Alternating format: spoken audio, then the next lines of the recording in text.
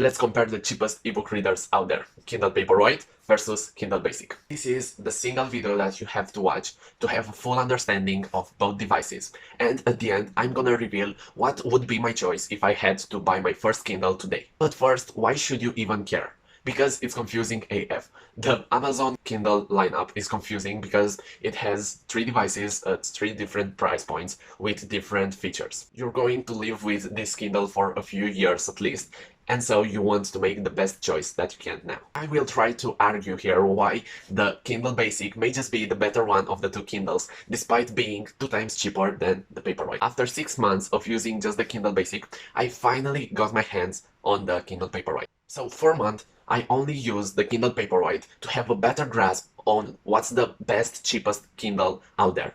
And now I have my decision. To have a better understanding, first, I'm gonna go over why everyone should have a Kindle and how it's changed my life. What are the 2 cheapest ebook readers out there and the main advantages of both? What are some disadvantages and why I hate Kindles sometimes? And finally, what Kindle should you buy depending on 3 factors: money, usage, and the fun factor. As always, feel free to use the timestamps in the description to navigate through this video so you can save a little bit of time. So why should you consider buying an ebook in the first place? First of all is that you have infinite books requiring no space at all. Then it reduces the friction of actually buying books. In the past, I was almost never reading, and when I had a book in mind, I probably didn't bought it because honestly I'm a lazy person, and if I don't get a book right away, I'm probably never gonna get it. But now with the Kindle I can have any book I want in under 5 minutes using a method that I presented in a video that you can check up here. Third, this is the only thing that helped me remember what I read.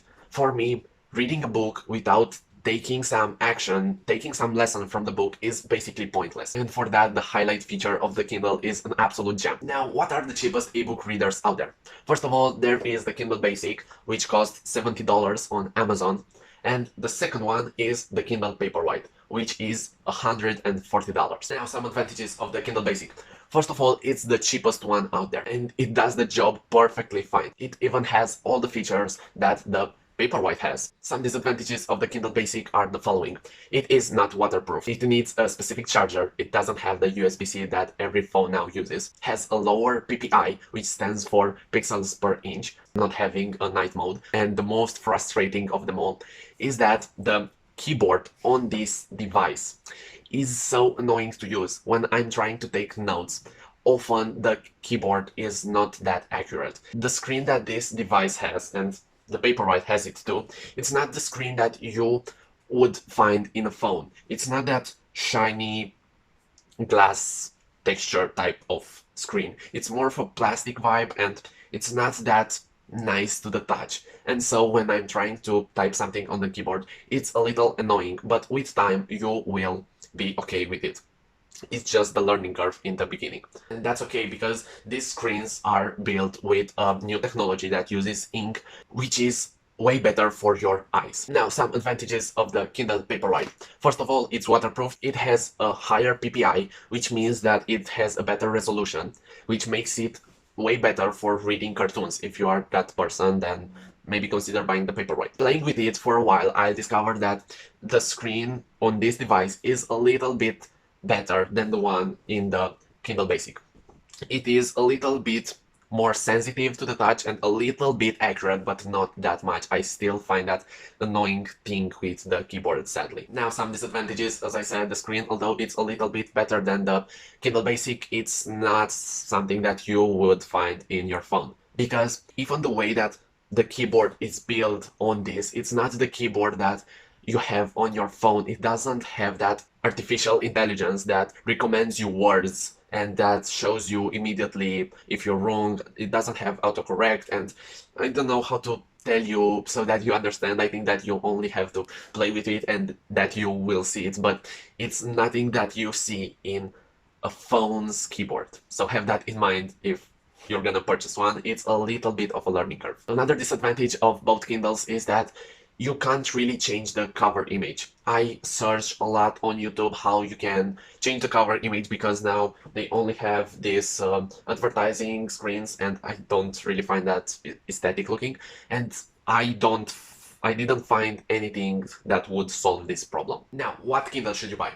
First of all, let's discuss about money. If you have the money, I strongly recommend you buying the Paperwhite because it feels premium quality, it's waterproofed, and it's much more convenient. But if you are a student like me, I recommend you buying the Kindle Basic because it has everything that you need and it's 2 times cheaper. I don't see why you should pay $140 for this one when this costs $70. Like, for me, it's not worth it. And just the 0 to 1 is so crucially important. It's way better to have a Kindle than to not have a Kindle. If you don't have the financial support yet and you want to wait until you have the money to buy a Paperwhite, I suggest you buying the Kindle Basic now because it's so life-changing. You won't need anything and it's so great for its money. I don't regret my purchase. Now, regarding usage.